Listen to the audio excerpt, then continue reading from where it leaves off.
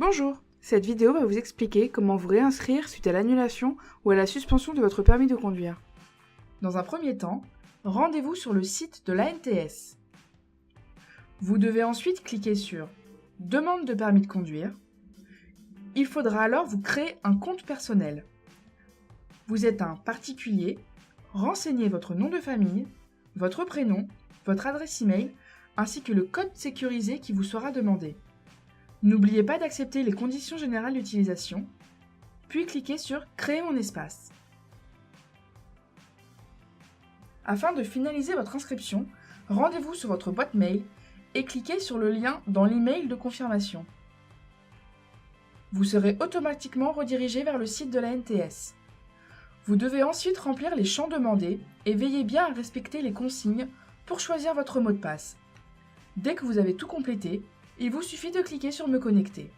Sur la page suivante, cliquez sur « Mon espace conducteur », puis commencez la demande. À l'étape 1, il faut cocher « Je m'inscris pour pouvoir me présenter aux épreuves du permis de conduire ». Vous devez renseigner si vous êtes majeur ou mineur émancipé ou bien si vous êtes une personne mineure. Vous devez ensuite indiquer le motif de votre demande en fonction de votre situation. Cochez s'il s'agit d'une demande suite à l'invalidation ou à l'annulation de votre permis de conduire. Est-ce que cette demande comprend la catégorie poids lourd? La réponse est non. Cliquez ensuite sur « Étape suivante », puis sur « Valider ». À l'étape 2, vous devez remplir les champs suivants avec votre nom de famille et votre nom d'usage si vous en avez un. Indiquez si vous êtes un homme ou une femme. Indiquez votre prénom. Si vous en avez plusieurs, cliquez sur « Ajouter un prénom ». Renseignez votre date de naissance et votre pays de naissance. Vous trouverez un menu déroulant avec les différentes possibilités.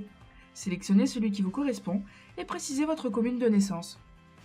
Allez à l'étape suivante. À l'étape 3, vous devez renseigner l'adresse de la personne concernée par le titre, le numéro de voie, l'extension, le type de voie, le nom de la voie et le complément d'adresse si nécessaire. Attention, si vous êtes hébergé par quelqu'un, vous devez noter dans la partie complément d'adresse uniquement le nom de votre hébergeur, le code postal, la commune et la préfecture de votre département. Remplissez ensuite les coordonnées où l'on peut vous joindre et choisissez si vous voulez ou non que la préfecture utilise vos informations. À l'étape 4, il faudra sélectionner l'une de ces trois options. Si vous possédez une photo et une signature numérique, vous devez choisir l'option 1 et rentrer le code photo numérique. Dans le cas contraire, il faudra choisir la deuxième option et faire parvenir par courrier à la préfecture votre photo d'identité. Il faudra imprimer et envoyer le formulaire de dépôt de photos disponible à la fin de votre inscription. Vous pouvez aussi localiser un photographe près de chez vous sur l'option 3 qui vous permettra d'obtenir une photo et une signature numérique. Dès que vous avez choisi votre option, cliquez sur « Étape suivante ». À l'étape 5, vous devrez maintenant télécharger différents justificatifs comme votre avis médical. Si vous n'avez pas encore effectué votre visite médicale, il faut cliquer sur « Télécharger ce document ». Il faudra alors vous rediriger vers un médecin agréé par la préfecture. Vous pouvez consulter les centres proches de chez vous en cliquant sur le lien prévu à cet effet dans la description de cette vidéo. Après avoir effectué votre visite médicale, il suffit de mettre l'intégralité du document en ligne en cliquant sur « Joindre un fichier ». Il faudra également mettre en ligne une pièce d'identité recto verso et un justificatif de domicile de moins de 3 mois. En plus de ces documents, vous devez ajouter d'autres pièces justificatives en fonction de votre situation. Si vous êtes hébergé chez quelqu'un, vous devez fournir les documents suivants. Une photocopie recto verso de la pièce d'identité de la personne qui vous héberge. Une attestation d'hébergement signée certifiant que vous habitez chez la personne depuis plus de 3 mois.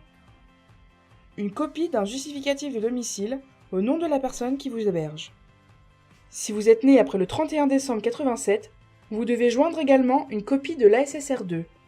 Si vous avez entre 18 et 25 ans, vous devez joindre votre certificat de participation à la JDC. Vous êtes mineur, vous devez joindre votre livret de famille, une attestation de recensement et la pièce d'identité de votre responsable légal.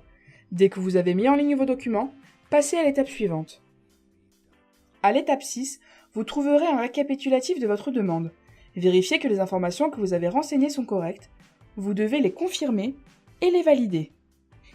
En cas d'invalidation pour perte totale des points, d'annulation ou de suspension administrative ou judiciaire du permis égal ou supérieur à 6 mois, vous ne devez demander la restitution de votre permis de conduire qu'à la fin de la période de sanction. Passé cette période de sanction, vous pourrez cocher la case correspondante et valider votre demande. L'étape 7 est une confirmation de validation de votre demande. Si vous avez choisi l'option Envoi de photos, vous devez télécharger le formulaire PDF en cliquant ici. L'imprimer, coller votre photo d'identité et signer le formulaire. Vous devez ensuite l'envoyer par courrier à l'adresse indiquée sur le formulaire. Vous trouverez aussi à cette étape un justificatif de dépôt de demande en PDF qui explique simplement que vous avez effectué une demande d'inscription en préfecture. Dans le cas où vous recevez un email de l'ANTS indiquant la fabrication de votre permis de conduire, ne vous inquiétez pas, c'est simplement le langage utilisé par le site pour toutes les procédures liées au permis de conduire. Une fois votre demande envoyée, la préfecture va la traiter en plusieurs semaines. Vous pourrez consulter l'état d'avancement de votre demande directement depuis votre espace ANTS. Pour ce faire, il vous suffit de vous rendre à nouveau sur le site de l'ANTS. Cliquez sur « Accéder à mon espace » et renseignez vos identifiants. Vous avez reçu ces identifiants par email suite à l'inscription sur le site de l'ANTS. Cliquez ensuite sur « Mon espace conducteur ». Vous verrez ici le statut de votre demande. Votre demande peut avoir différents statuts et vous pourrez tous les consulter en description de cette vidéo. Par exemple, si votre demande est en cours d'instruction, cela signifie que l'administration vérifie maintenant votre demande. Si elle est validée par l'administration, vous pourrez consulter la demande et télécharger votre fac-similé qui contient votre numéro ANEPH. Vous devez télécharger ce document en cliquant ici. Ce document vous permettra de vous inscrire aux examens du permis de conduire.